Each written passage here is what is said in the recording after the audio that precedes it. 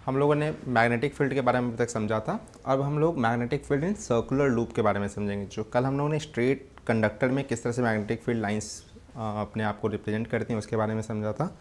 जो तरीका हमने सीखा था वो क्या था कि हम एक राइट हैंड अपना लेंगे और थंब को करंट के डायरेक्शन में हम पॉइंट आउट करेंगे। इसके बाद जो आपकी बाकी उंगलियां हैं जिस तरफ उनका डायरेक्शन होगा वही डायरेक्शन आपका मैग्नेटिक फील्ड लाइंस की डायरेक्शन को शोकेस करता है। अब जितने भी फिगर हम देख रहे हैं वो सारे फिगर में एक छोटी सी कॉम्प्लेक्सिटी आती है कि ये सारे फिगर्स हमारे 3D होते हैं। तो अगर आप बुक में भी डायग्राम देखेंगे तो आपको थोड़ा सा कन्फ्यूजन रहेगा कि किस तरह का हमें डायग्राम दिखाना है या किस तरह के मैग्नेटिक फील्ड लाइंस को शोकेस करना है। तो what I am going to do now कि अगर हमें इसे 3D में दिखाना है तो कैसे विजुलाइज कर सकते हैं। तो दो सिंबल्स यूज किए जाते हैं, क्योंकि मान लीजिए कोई एक हमारा ये बोर्ड है जो एक प्लेन है, और अगर इसके 2D 3D की बात करें तो इन फ्रंट ऑफ अगर इसके आगे और पीछे के एरिया को लेंगे तो ये 3D में कन्वर्ट हो जाएगा। तो इस 3D फिगर को अगर हमें पिक्चर पे दिखाना है तो हम कैसे दिखा सकते हैं। तो मान लेते हैं, चलिए हमारा एक बोर्ड एक प्लेन है जिस पे करंट अगर फ्लो कर रहा है, तो करंट फ्लो कर रहा है, इसका मतलब जो मैग्नेटिक फील्ड लाइन होगी इसके परपेंडिकुलर होगी, मतलब ये बोर्ड के परपेंडिकुलर होगा। अगर परपेंडिकुलर है तो हमारे पास दो केसेस पॉसिबल हैं, एक बाहर की तरफ जो हमारे तरफ आएगी और एक अंदर की तरफ जो हमारे तरफ से बोर्ड की तरफ जाएगी। तो इन दोनों केसेस पे हम लोग यहाँ पे काम करेंगे कि इन दोनों केसेस को हम कैसे रिप्रेजेंट कर सकते हैं और इनका आपस में म्यूचुअल किस तरह का कम्बिनेशन पॉसिबल है। तो चलिए, ये जो पहला सिंबल मैंने बनाया है जिसमें हमने एक सर्कल लिया और एक डॉट दिखाया है, ये बेसिकली दिखाता क्या है। अगर आप एक एरो को देखें, एक एरो अगर आपकी तरफ आ रही हो तो आपको ऊपर का सिरा दिखेगा, जो ऊपर का सिरा बेसिकली आपको एक डॉट की तरह दिखेगा। मतलब अगर कोई भी रे आपकी तरफ आ रही हो, मतलब पेज से बाहर निकल रही हो, बोर्ड से बाहर निकल रही हो, वो हमें इस तरह से दिखेगा, जिसका मतलब है कि रे, वो जो रे है या जो मैग्नेटिक फील्ड लाइन है वो हमारे तरफ है, बाहर की तरफ है। तो उसको हम रिप्रेजेंट करते हैं इस डॉट से। सर्कल के अंदर अगर डॉट देने का मतलब हुआ कि जो मैग्नेटिक फील्ड लाइन से वो बाहर की तरफ आ रही हैं अंदर से।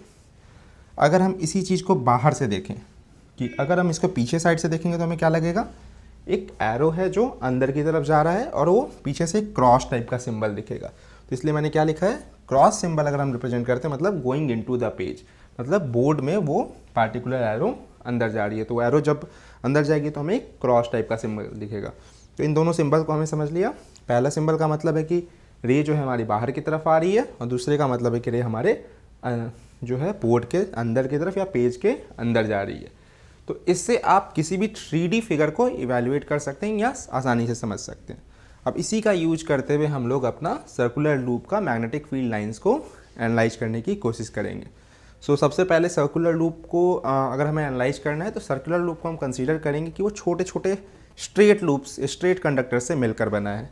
जैसे मान लीजिए ये हमारा सर्कुलर लूप है, तो अगर इतना इतना इंस्टेंस हम लें, छोटे छोटे इंस्टेंसेज लें, तो हमें क्या फील होगा कि वो पार्टिकुलर एक स्ट्रेट कंडक्टर की तरह है। और उस स्ट्रेट कंडक्टर के लिए हमें डायरेक्शन और मैग्नेटिक फील्ड स्ट्रेंथ सब निकालना आता है। उसका यूज करते हुए फिर हम उन सभी को एक साथ कंबाइन कर देंगे। चूँकि डायरेक्शन सबका है एक जगह और उन सबको अगर कंबाइन कर दिया जाएगा तो कंबाइन करते के साथ ही we will get to a proper number कि एक्चुअली में मैग्नेटिक फील्ड क्या है और उसकी इंटेंसिटी या डायरेक्शन क्या है। तो चलिए हम पहले इस पॉइंट पे देखते हैं। इस पॉइंट का नाम हमने दे दिया ए। अब अगर ए पॉइंट पे देखा जाए तो यहाँ पे करंट हमारा इस तरफ है, तो हमने अपने थंब को इस राइट हैंड लिया, थंब को हमने इस एंड की साइड में मूव किया जिस तरफ हमारा करंट जा रहा है। तो हम क्या देख रहे हैं, हमारा फिंगर पेज के बाहर की तरफ आ रहा है, मतलब जो ऊपर वाले साइड में होगा वो सिग्नल बाहर की तरफ आएगा, मैग्नेटिक फील्ड लाइन बाहर की तरफ आएगी। सो हमने यहाँ कैसे बनाया इसे, सर्कल के अंदर एक डॉट के साथ, जिसका मतलब है ये हमारी जो मैग्नेटिक फील्ड लाइन है वो बाहर की तरफ आ रही है। अगर नीचे साइड में देखें तो नीचे साइड में अल्टीमेटली क्या होगा, ये हमारा पार्टिकुलर करंट है और ये पेज के अंदर की तरफ जाएगा, इसलिए नीचे के साइड में हमने क्रॉस सिंबल दिया है। मतलब एक ही जगह पे ऊपर में आपका डॉट आ रहा है क्योंकि वहाँ पेज से बाहर आ रही है लाइंस और यहाँ से पेज के अंदर जा रही है। क्योंकि वो एक सर्कल, हम जानते हैं कि मैग्नेटिक फील्ड लाइन एक कर्व को पूरा करती है, इसलिए आपका ऊपर से बाहर की तरफ निकल रही है और अंदर नीचे से अंदर की तरफ जाकर वो कर्व को पूरा कर रही है। तो इसी तरह से हम आगे बढ़ते हैं। फिर हम अगर इस पॉइंट पे देखें तो क्या होगा, हमारा मैग्नेटिक करंट इधर हो गया तो थंब को हम इस साइड प्लेस करेंगे। फिर हमने ऊपर से देखा तो ये क्या हुआ, हमारा थंब अंदर की तरफ जा रहा है, मतलब हमारी जो मैग्नेटिक फील्ड लाइन है वो अंदर की तरफ मूव करेगी, तो ऊपर में हमारा क्रॉस साइन हो जाएगा। और अगर नीचे की तरफ देखेंगे तो क्या होगा, वो बाहर की तरफ आ रही है, तो यहाँ पे हमारा डॉट साइन हो जाएगा। तो इस तरह से हम सर्कुलर लूप के हर छोटे छोटे इंस्टेंसेज पे इस तरह के मैग्नेटिक फील्ड लाइंस को इवेलुएट कर सकते हैं।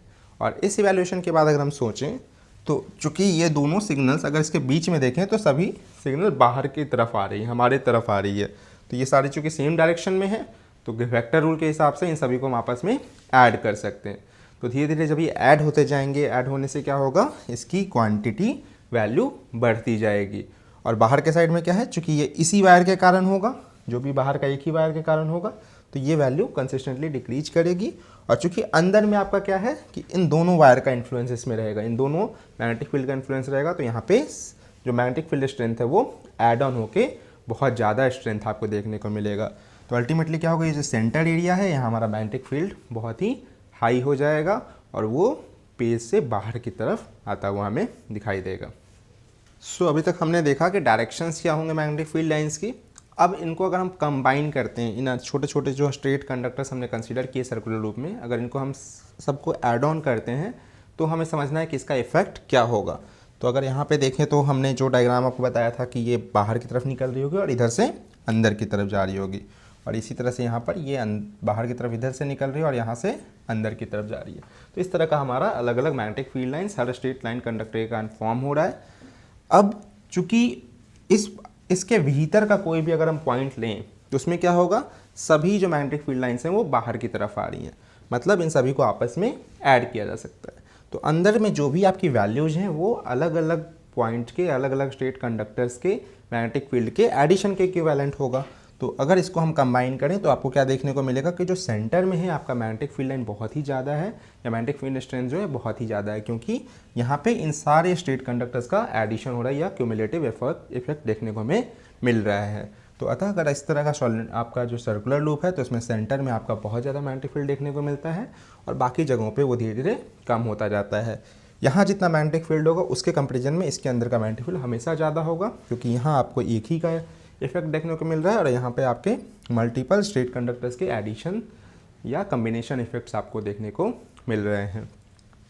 तो अभी तो हमने बात की कि एक सर्कुलर लूप हमारे पास है। अगर इस तरह के हमारे पास n सर्कुलर लूप्स हों, मतलब 5-6 सर्कुलर लूप अगर एक साथ लगा दिए जाए तो क्या होगा, तो चूँकि 5-6 सर्कुलर लूप लगाने का मतलब हो गया कि वो सारे मैग्नेटिक फील्ड फिर से ऐड हो जाएंगे।